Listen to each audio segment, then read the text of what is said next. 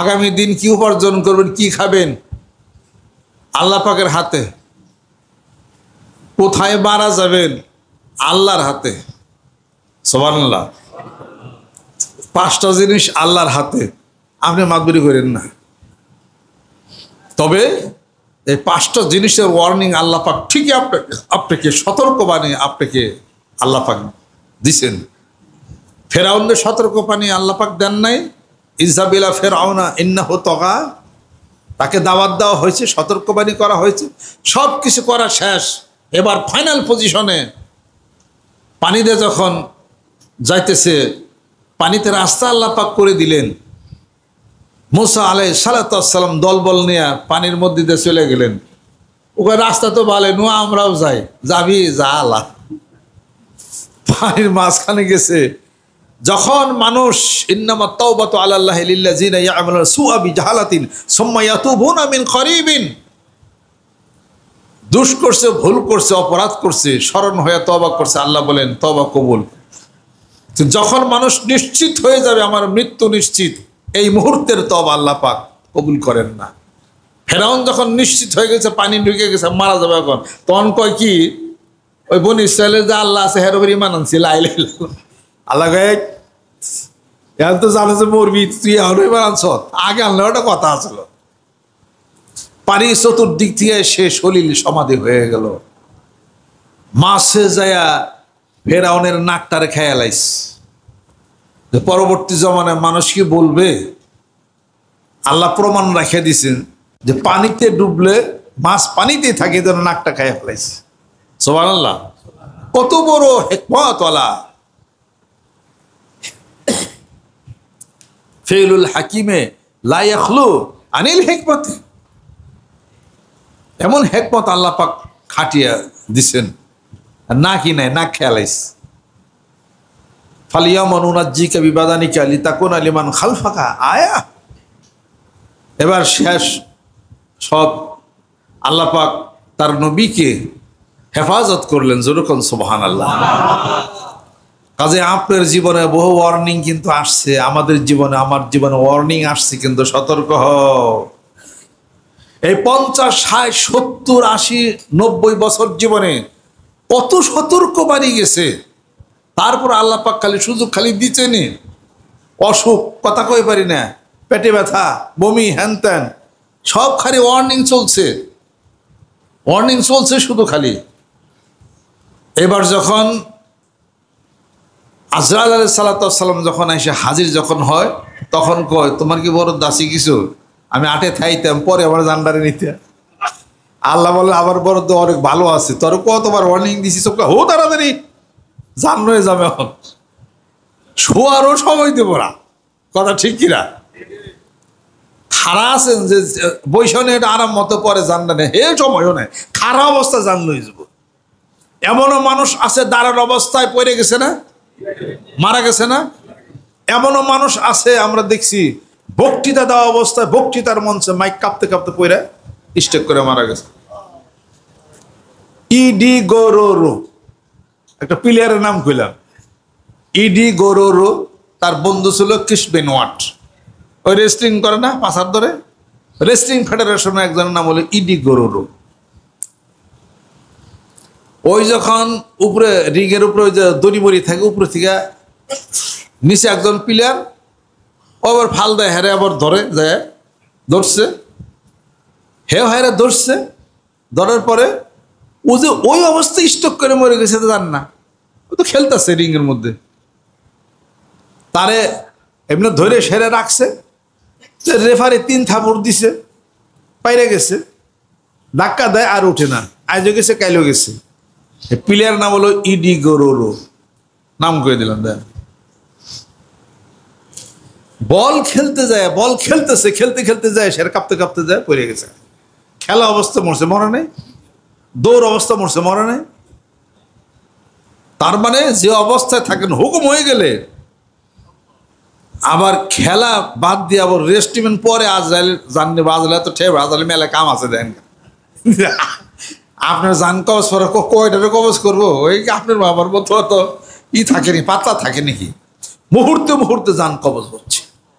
সময় নাই আর।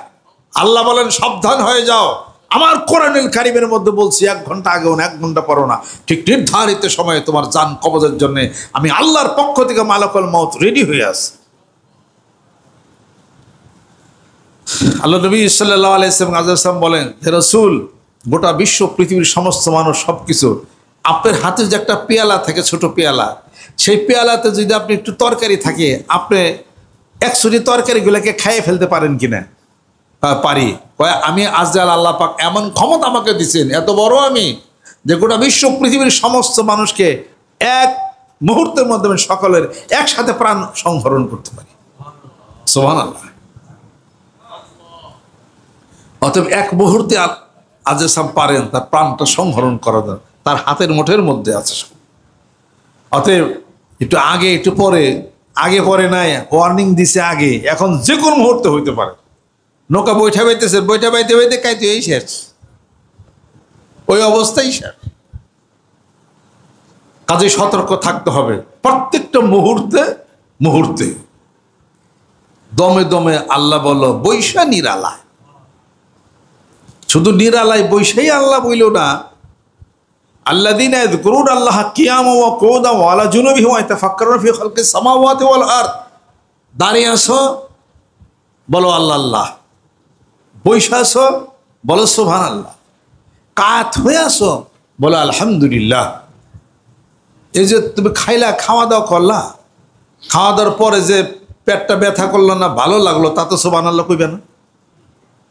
খাওয়ার মাঝখানে তুমি দম আটকে গেছিল, অথবা তোমার সমস্যা হইতো, সেটা হলো না, লাখ আলহামদুলিল্লাহ, লাখ শুকর কইবে না?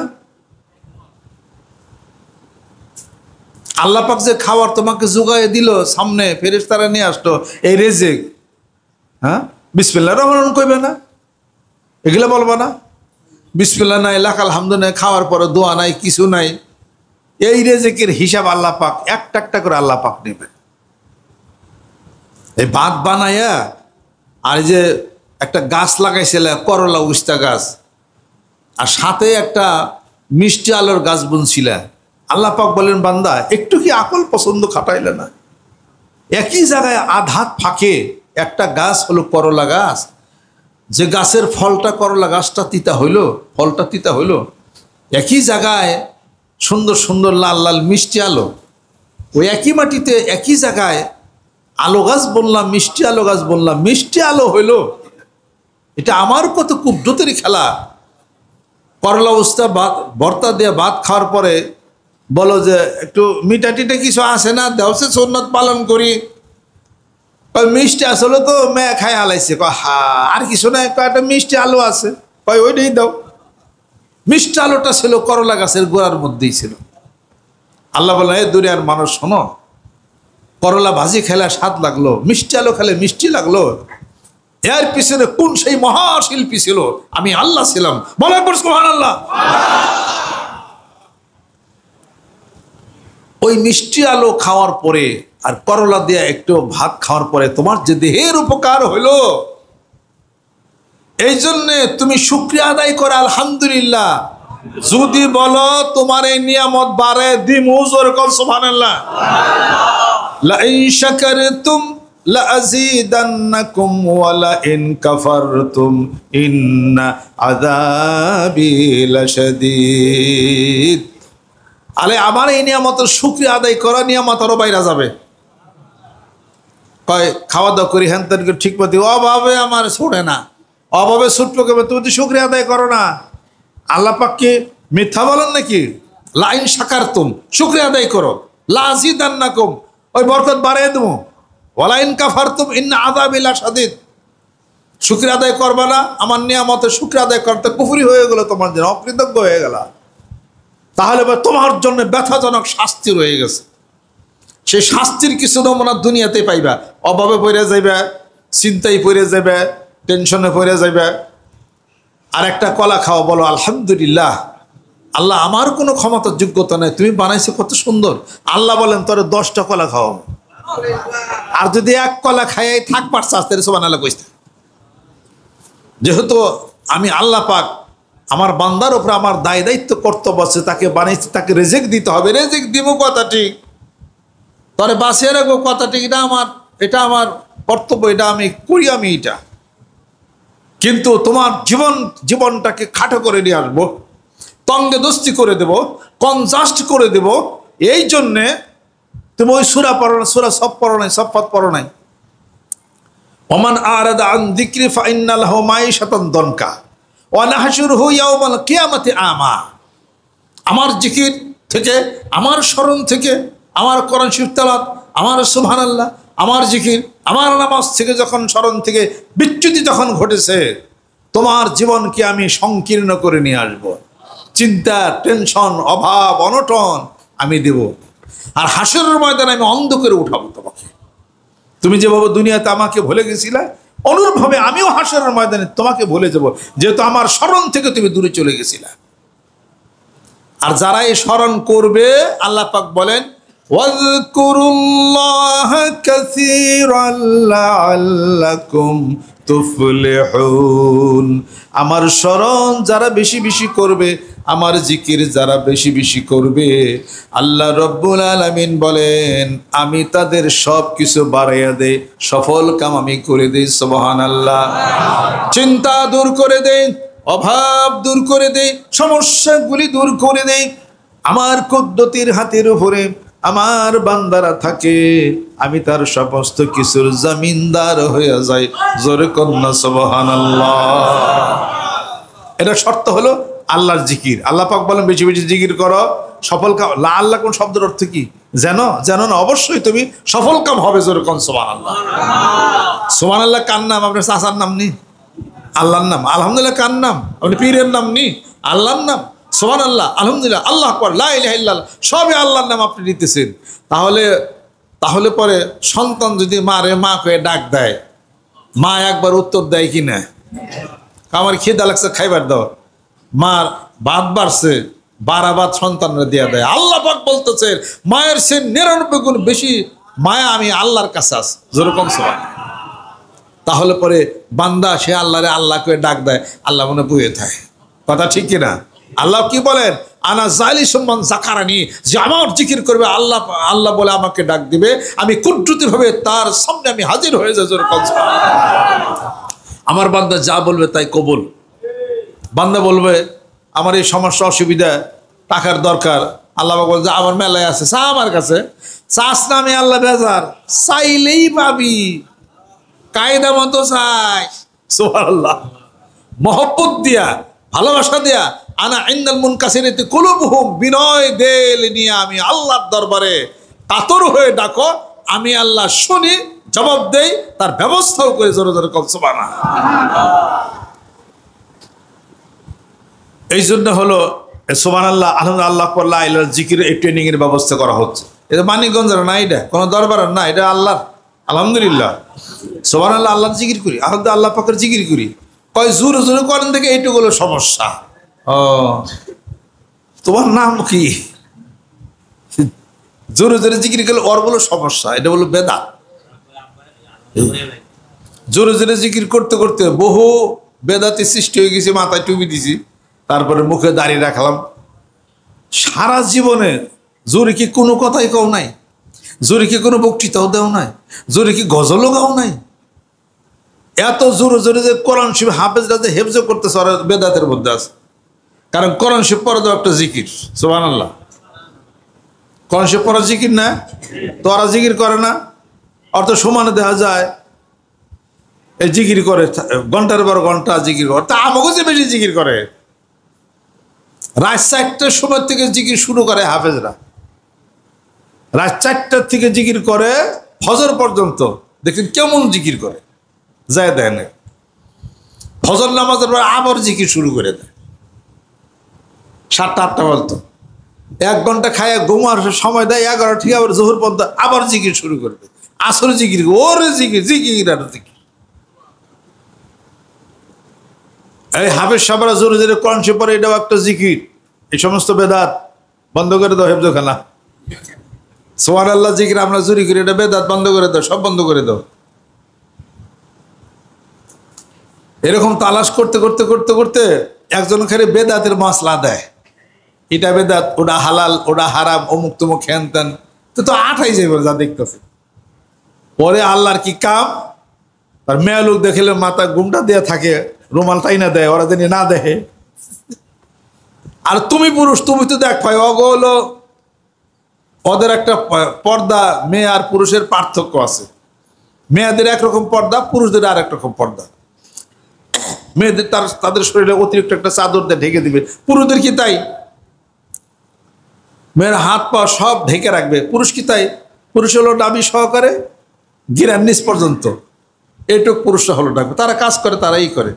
তো তুমি রুমাল না মাথা ডাক করে যাও, বেশি দরবেশগিরি দাও, তাই না?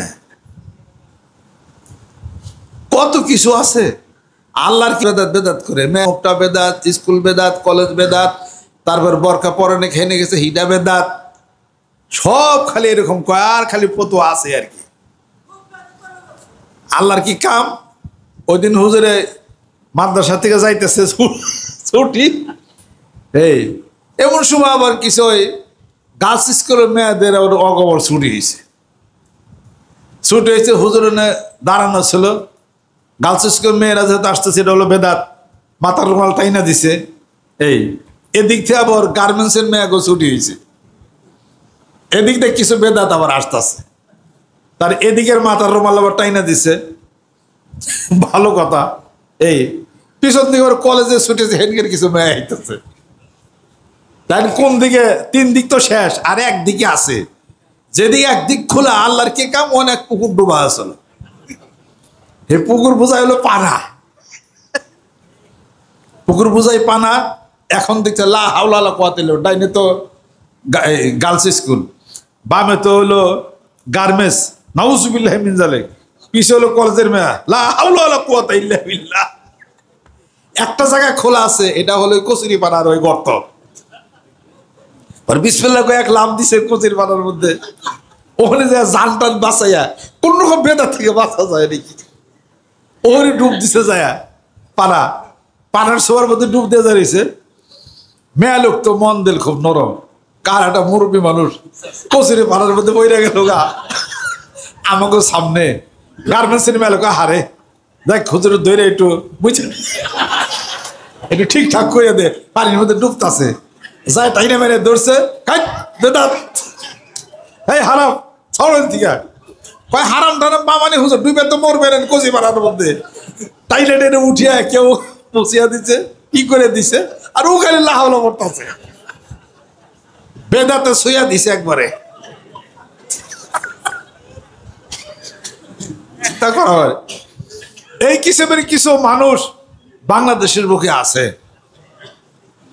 পীরের দরবার যায় বেদাত, জোরে জিকির করে বেদাত, আল্লাহ আল্লাহ জিকির করে বেদাত, সব খালি বেদাতি কইতেছে।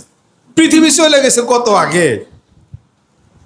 হ্যাঁ, ফিলিস্তিনে মানুষ মাইরে ভালো, প্রায় 52,000 মানুষ মাইরে ভালাইছে। কত কিছু, কত হিসাব পত্র, কোনোটার খোঁজ খবর নাই। আমরা একটু জিকির জোরে জোরে করি, হক বল বেদাত কি হয়ে গেছে। তো ওই হুজুর মতো অবস্থা কয়দিন পরে ব্যাপারে ঠিকঠাক কচির ভাড়ার মধ্যে ডুব দেওয়ার লোক, আমরা ওটা তাই না ভাই না, কোন রকম ঠিকঠাক করে মালিশ মালিশ করে ঠিক করে দেওয়ার লোক ভাই, আমরা তো বেদাতে আর কি। ওরা বেদাত কইতে থাক, let the dog be bark. English মনে আছে এটা, আমি ইংরেজি পারি না, অল্প অল্প পারি, যারা বোঝেন তারা বুঝছেন, এটা বাংলা কম যাবে না।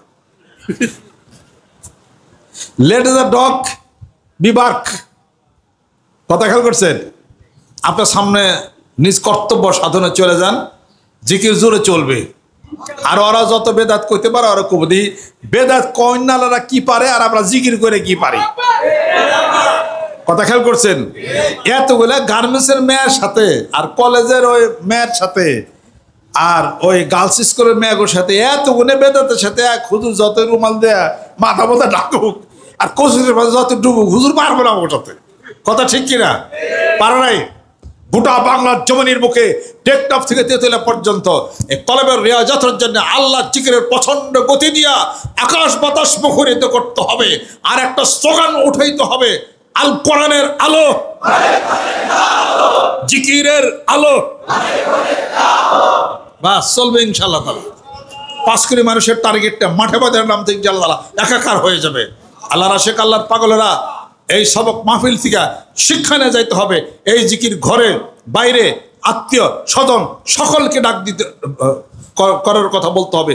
চক্ষু বন্ধ করে ধ্যান খানের মাধ্যমে সুবহানাল্লাহ, আলহামদুলিল্লাহ, আল্লাহু আকবার, লা ইলাহা ইল্লাল্লাহ দাওয়াত দেন, জিকির শুরু করুক। দেখবেন যে জিকির করলে তার একটা অ্যাকশন আছে, কথা ঠিক কিনা? চোখটা যদি বেঁধে দেন, চোখটা যদি বেঁধে দেন, আমাবস্যার রাত যদি হয় এবং সেটা যদি পাট ক্ষেতের মধ্যে হয়, চোখ বাইন্ধা দিলেন, আমাবস্যার রাত যদি হয় এবং সেটা পাট ক্ষেতের মধ্যে যদি হয়, তাহলে অন্ধকারটা কেমন? শুরু কর, একটা পথ তো আছে অন্ধকারের। একে তো আমাবস্যার রাত, একে তো চোখ বান্ধা, তারপর আবার পাট ক্ষেত, ব্যক্তি জানতে দিতে পারেননি কেমন। কিন্তু আপনার মুখটা যদি খোলা থাকে, যদি একটু হাতে একটু একটা মিষ্টি যদি দেন, ভাই মিষ্টিটা খাও, ওই দে আন্দার যখন চোখ বাইন্ধে থুইছে, মুখটা তো খোলা আছে, খাই। মিষ্টি খাওয়ার পর জিজ্ঞাসা করে, মিষ্টি তিতা না মিটারে? কয় মিষ্টি তো মিটাই লাগলো। তাহলে কি বোঝা গেল? চোখ বান্ধা থাক, অন্ধকার রাত থাক, মুখ যদি খোলা থাকে, খান যদি মিষ্টি হয়, মিষ্টি মিষ্টি লাগবে, অথবা তিতা যদি খান, তিতা তিতা লাগবে। আল্লাহর জিকির যেখানে আছে, আল্লাহর জিকির বললে মিষ্টি লাগতেই হবে। যেরকম যে অবস্থায় থাকেন, হাঁটতে চলতে ফিরতে, অজু ছাড়া টুপি ছাড়া আন্দাজে অনুমানে বাড়িতে গেছেন, ঘরে গেছেন, অনুষ্ঠানে গেছেন, কায়দা করে বলেন যে ভাই জিকিরটা করেন, করে দেখেন আছে গিরের মধ্যে। পুঁতি থাকেন না, ওয়াজাক্কির ফাইন্না যিকরা তানফাউল মুমিনিন। খালি পাগল হয়ে যান, বি সিরিয়াস, সিরিয়াস হয়ে যান, যে আমি এই জিকিরের দাওয়াত দেবই, বায়াতের দাওয়াত দেবই। জোরে জোরে কোন সুবহানাল্লাহ। এরকম মানিকগঞ্জ দরবার সেই পক্ষ থেকে প্রত্যেকটা মুরিদ যদি সিরিয়াস হয়ে যান, ইনশাআল্লাহ তাআলা বিজয় সুনিশ্চিত। জোরে কোন সুবহানাল্লাহ।